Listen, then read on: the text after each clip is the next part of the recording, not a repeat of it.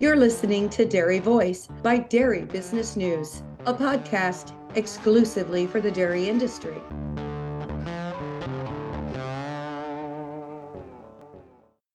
One of our sponsors of the Dairy Voice podcast is National DHIA. NDHIA ensures information accuracy and represents their members' interests. They are the direct voice for the dairy information industry. To find out more, go to dhia.org. Hey there, after you've finished enjoying this podcast, might I recommend you join me, Tim Hammerich, and our guests on Clarity at Work from Zoetis. We'll be talking genetics and their place on the dairy. You've got a seat at the table as we discuss innovations, what's next for the industry, and more. I have to find the value in everything that I do, and I still find value in Clarified Plus, so we're going to continue to use it. Just search for Clarity at Work wherever you listen to podcasts. Once you finish with this podcast, of course. Good morning, good afternoon, and good evening. Wherever you are in your day, welcome to the Dairy Voice podcast by Dairy Business News. I'm your host, Connie Kuber, with Sealpro Silage Barrier Films by Connor AgriScience. Thanks for joining us today. Please like, subscribe, and share this podcast with your friends. And it's been a while since I've recorded a podcast for you. And after some travel to see our friends at the National Angus Convention and Dairy Girl Network's National Conference, I have a bit of a cold. But I'm on the downside and happy to be here today with Tim Kurt of DMI. So let's move on to today's subject. Sustainability from the perspective of the dairy industry means doing many things, taking care of the cows, providing the best comfort in cow comfort for them. It means taking care of the land, the air, and the water resources, not just for this generation, but for future generations. Doing all of this while still maintaining profitability and still being able to pass on a profitable farm to our children and grandchildren is a very large challenge. Tim Kurt, he's the Senior Vice President, Environmental Research Strategy and Group Lead for Dairy Management, Inc., or DMI. We're going to talk about the helpful and supportive research that they're doing to make these goals of sustainability achievable. So welcome, Tim. Let's start by having you introduce yourself and explain how you came to this place in your career with DMI. Well, thanks for having me, Connie. It's a pleasure to be here. I came here, my background, I'm a veterinarian and a scientist. And I've been involved in research and both in the laboratory and in the field for a number of years, going on 20 years now. A few years back, I got into leading research programs at a national level when I joined the Foundation for Food and Agriculture Research as their inaugural scientific program director for advanced animal systems. And from there, I joined DMI as Senior Vice President for Environmental Research Strategy. And I've been with DMI, the checkoff, for a little over 2 years now, where I have the pleasure of working with a really talented team of other scientists. With over 85 projects expected by the end of 2024, California Bioenergy is without a doubt one of the leading developers of anaerobic digesters for dairy farms in the United States. Since 2006, CalBio has been forming successful partnerships with dairy farmers to create digesters that are built to last. Our CalBio team has the expertise to help lead you through the entire development process, from project design and engineering to credit generation and the day-to-day operations. With subsidiaries in the Northwest, Midwest, and Southwest, CalBio is ready to partner with dairy farmers across the country. Learn more at calbioenergy.com. I didn't realize you were a veterinarian. I don't practice. I was trained as a veterinarian and did a PhD as well in animal health. So before we get into the specifics of the research strategies, let's begin with why the Dairy Checkoff has gotten involved with sustainability. Yeah, that's a great question. And I have a short answer and a long answer for you. Okay. The short answer is that the Checkoff's mission is to build trust and demand for U.S. dairy products. And sustainability is really core to that. So we're contributing to trust and demand by demonstrating on behalf of the whole industry that U.S. dairy is responsibly produced and by supporting dairy farmers in their sustainability efforts. Now, the long answer is that historically, the checkoff focused on research and promotion, and most of that research was on nutrition. We all know there's been increasing awareness around sustainability issues, And that's from both consumers, customers in the supply chain, other organizations, and NGOs and what have you. So this has really been a global issue. During the last several years, it became really clear that the industry needed an organization that could work pre-competitively on behalf of both the farmers and the rest of the value chain and serve as a source of credible science-based information regarding the role of dairy in a sustainable food system.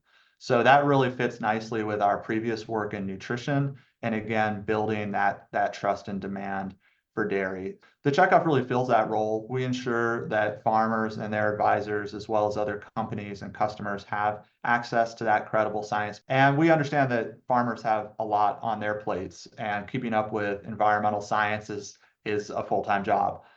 So we basically take that on. We make sure that the industry has a seat at the table in these global sustainability conversations. Ultimately, we're working with the rest of the value chain to make sure that we're well aligned, keeping U.S. dairy at the forefront of the agriculture sector, and making sure that we keep dairy farmers in that leading position. So again, really core that sustainability is part of the U.S. dairy industry's long-term success. And so the checkoff is really committed to ensuring farmers have the resources they need, and that we're doing our jobs building that trust and demand for U.S. dairy products. What's the largest part of your cow's diet? Your forage. But every farm is different, and so is every ration. Whatever your crop, whatever your conditions, there's a Forage Mate inoculant for that. The Forage Mate inoculant portfolio delivers a wide range of proven performers, each uniquely formulated to maintain superior standards and consistency to help your cows reach their full potential. Flex to your forage goals at foragemate.com or contact your Diamond V Forage Mate representative today.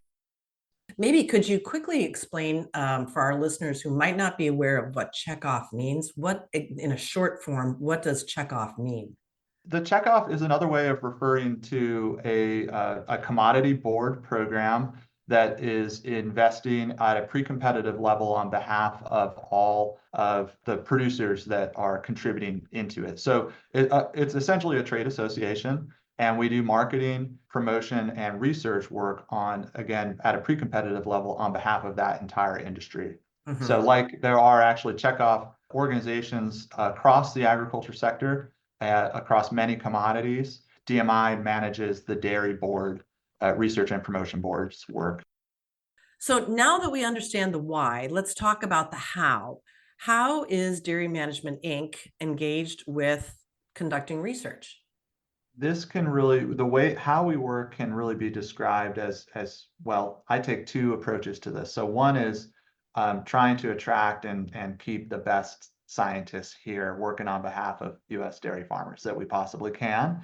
And then the second part of that is working through external scientists, which is how we do most of our work. We collaborate very heavily with universities, with USDA, and there's really a number of advantages to that approach. I believe when you bring together these talented people, you get better results and your research has greater impact.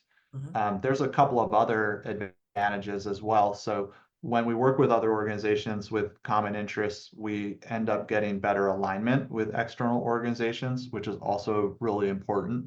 You know, and as farmers know, the sustainability world is huge, and there's a lot of competing interests and differing opinions. And so that alignment is an important aspect of what we do. And then an additional benefit is the co-investment that usually occurs through research. So in addition to a lot of the time and subject matter expertise that comes to bear and is benefiting dairy, a lot of these external groups are then wind up also co-investing in the research. And so the dairy farmers get a really good return on their investment and a bigger bang for their buck. And then finally, I'll say how we work on sort of the operational side. We want to ensure that we're good stewards of the dairy farmers' research investment. And so all of our work is informed by input and guidance from dairy farmers. We have projects where dairy farmers are actually involved in the research in some way. We have a lot of advisory committees and other types of councils where we invite dairy farmers to participate. And then we also will frequently organize workshops and other types of meetings and invite dairy farmers to provide and share their perspective as well on what are priorities and potential research that needs to be done. In summary, I'd say we bring together the top experts, scientific experts, on behalf of the industry, and then get regular input and guidance from dairy farmers themselves. Now that we understand why the DMI has gotten into the sustainability research, so let's talk about what you're doing. And I've been told that there are 3 key areas of research being conducted. So let's start out with the Greener Cattle Initiative. Tell me about that. So the Greener Cattle Initiative is a really exciting initiative that's focused on enteric methane mitigation. If you're familiar with enteric methane, it's the greenhouse gas that's associated with the normal digestive processes that occur in the rumen of cattle, and actually all ruminants, so beef cattle, dairy cattle, and even goats and sheep. Now, obviously, our interests are in the dairy cattle, but if we look across both the dairy and beef industries, the enteric methane emissions are actually the largest single contributor to the greenhouse gas footprint within those sectors. So we look at that as an area of opportunity. If we can enable reductions in that greenhouse gas, then we can see a lot of environmental progress. And there's a lot of ways that farmers can potentially benefit from that as well. And so coming back to this Greener Cattle Initiative, this is a model for public-private partnership. It was founded by the checkoff, by DMI, in collaboration with the Foundation for Food and Agriculture Research. Actually, I was the person at the Foundation for Food and Agriculture Research that worked with a colleague here at DMI on establishing this initiative.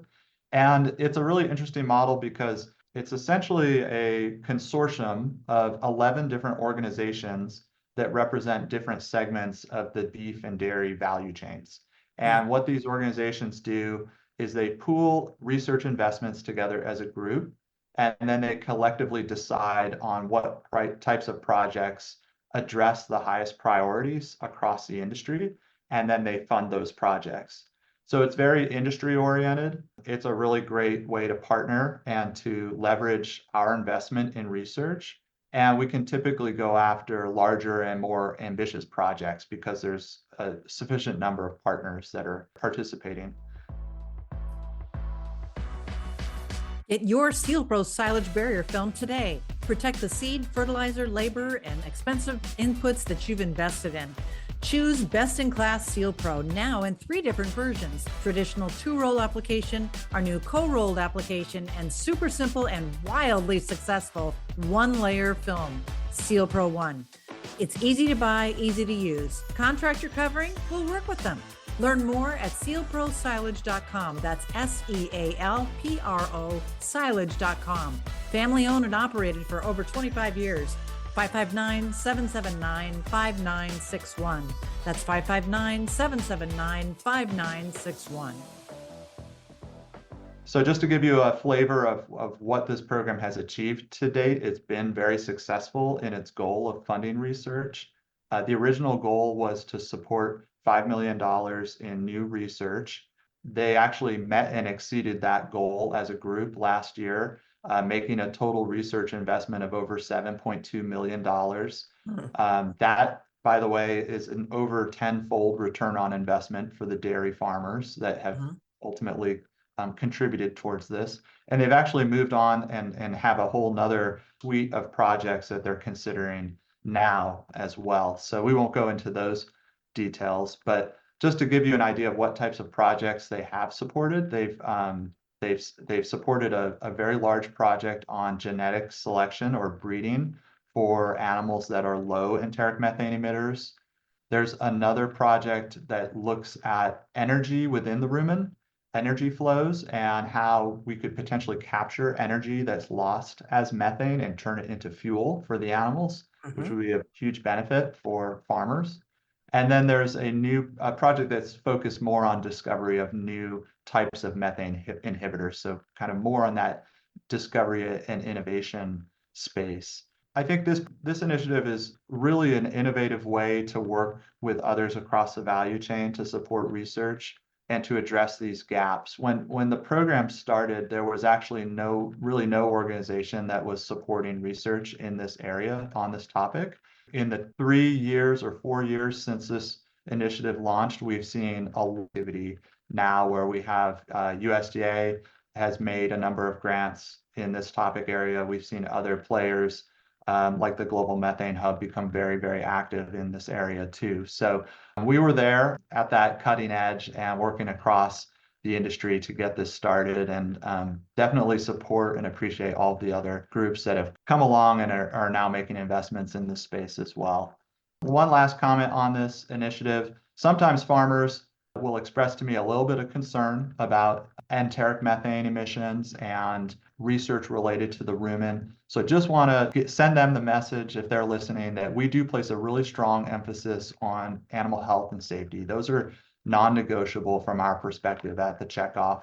We really do understand the importance of animal productivity, of their health and safety and well-being. And so that's bottom line for us. So just want to, share that message with your listeners. And again, I think it's another important way the checkoff can represent dairy farmers' voices in these types of research initiatives. Have all these different groups working together rather than having separate research going on. And then the next project that I heard about is the Dairy Soil and Water Regeneration, or DSWR project, that is initiated by DMI and the Soil Health Institute. So what can you tell us about that? Yeah, the Dairy Soil and Water Regeneration Project looks at the other side of the farm, so the field side, the agronomy side. This project really focuses on soil health benefits that can be achieved through practices like cover cropping or conservation tillage, and then also with the use of some novel manure-based products. Some of these are the result of fine separation of solids from the liquid fraction of manure, and then they are applied to the field. So in this case, they are taking those products and applying them to the field, and then they're evaluating agronomic outcomes. They're looking at greenhouse gas emissions and how those might change with these different practices, and then carbon sequestration, which has been a topic of high interest really across the agriculture sector. Mm-hmm. They have a couple of sites where they're evaluating water quality outcomes as well. This is another great example of a partnership model. We have partnered with 8 different leading research institutions in 6 states across the country. There are, I think, 17 unique projects that are being conducted in collaboration with those scientists right now. So really incredible talent that's been brought to bear, and the way that it's been designed, we're able to evaluate these practices in different soil types and different climate zones across the country. This project was supported by a $10 million grant from the Foundation for Food and Agriculture Research, with additional contributions from companies like Nestle, Starbucks, and Nutrient. So another good example of how we're working to leverage the dairy farmer investment in research. Another way that we work is by having dairy farmers actually involved in the research. So in this project, we actually, some of the research is actually being conducted in commercial settings.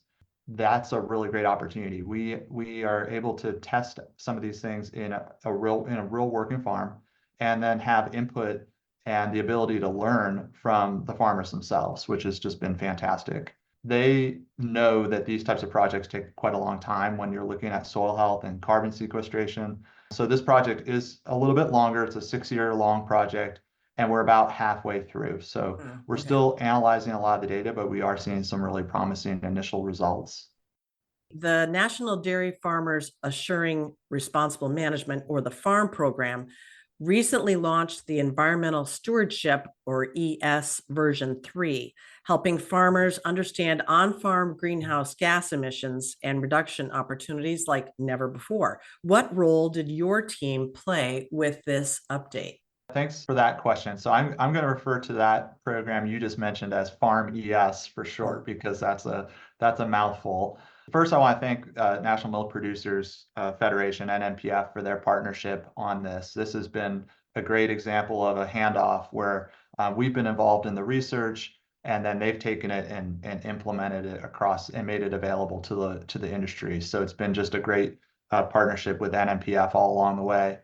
And this new version of Farm ES, version 3, is based on a model called Ruminant Farm Systems, or RUFUS, which is a really comprehensive model. It's what we call process-based. And so instead, it differs from other ways that a person might calculate a carbon footprint, for instance, because instead of relying just on what I like to call back of the envelope calculations to estimate a farm's footprint based on different practices, it actually models nutrient and energy flows across the farm. And so I'm going to really oversimplify here, but one way to think of it is essentially looking at, for instance, the different feeds that are fed to the cow and what are the nutrients that are in that, and can you track them based on the rations and the field practices to better understand what is the field footprint, and then can you track those nutrients and energy through to the cows, estimate the enteric methane emissions, and then through to the manure, estimate the manure emissions based on the manure management practices, and then ultimately considering energy and a number of other inputs and outputs, come up with a much more accurate carbon footprint or GHG footprint at the level of the entire farm. So it's really pretty amazing. From a scientific perspective, it's documented and it's going to be published as open source. And so there's a really high degree of credibility and transparency that come with that. This is another example of a collaboration that's involved a lot of researchers across different institutions as well as the USDA.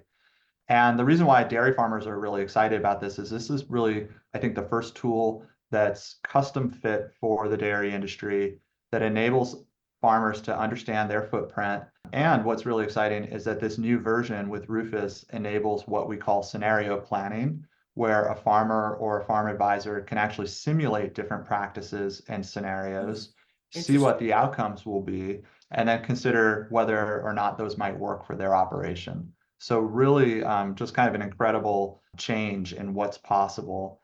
And it's funny because I've actually been in meetings where I've heard farmers refer to it as one of the biggest scientific breakthroughs in dairy science in recent years. It's really an incredible tool. I think farmers are going to really see a lot of value from this here in the coming years.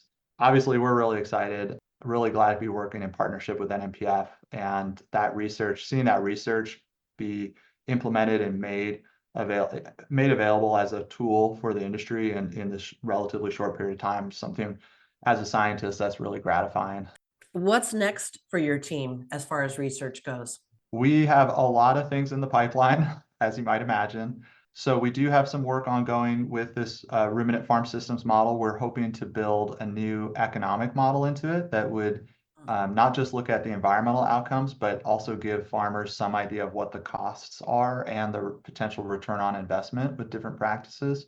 So that's something that we're really excited about. We're also working on 2 life cycle assessments, which support the goals of the Innovation Center for U.S. Dairy, which is really that whole value chain approach to sustainability. A life cycle assessment is essentially, in this case, a carbon footprint for the whole industry. We're looking at greenhouse gases at a national level and trying to estimate what those are. And so it's very similar to what I just described with the Rufus model, except at that national level. And we're doing it for both the farm, the field and farm, and then also at the processor level so that we can ultimately understand what the greenhouse gas emissions are for the whole industry. That's really important for us to understand where we're at, how can we best help farmers and support them going forward, what are the options, and how can we demonstrate their progress and their sustainability. So those are a couple of really big projects that we've got going. We also have work in water. We're working on, we have some research and some efforts underway when it comes to water conservation. So just a lot of exciting new projects in the pipeline. All right. Well, Tim, we've covered the Greener Cattle Initiative, the Dairy Soil and Water Regeneration Project, and then this third version of the farm program's environmental stewardship component. Is there anything else that you'd like to add today? Yeah, I think I just go back to where we started, which is that, sometimes it feels like we're going off on a lot of different research projects, but this really all does tie back to building trust and demand in U.S. dairy. That's our focus, and we are pretty laser focused on that. So all of this is meant to show that U.S. dairy is responsibly produced to enable and support farmers who are considering different types of practices and technologies, and then ultimately that we can measure and demonstrate to customers, to markets, that dairy is U.S. dairy is environmentally sustainable. That's our mission, and we take it really seriously and are really proud of working on behalf of the U.S. dairy industry. Noting that most dairy farms in the United States, an overwhelming 98 to 99% are family owned, then my comments about handing down farms to the next generation, this is really going to help them. I believe so. Yeah. Sustainability is a long-term goal for all. And farmers know this better than we do. Right. Exactly. Well, we had talked earlier about some website and information resources. I'm going to just give those. You can go to dairycheckoff.com. That's dairycheckoff.com, or send an email to talktothecheckoff@dairy.org. That's talktothecheckoff@dairy.org. Thank you, Tim. We really appreciate you being with us today. Thank you, Connie. My pleasure to be here. I'm Connie Kuber with Sealpro Silage Barrier Film by Connor AgriScience, and you've been listening to the DairyVoice podcast by Dairy Business News. Again, please subscribe, like, and share this podcast, and we appreciate the sustainability efforts and perseverance of all dairy farmers.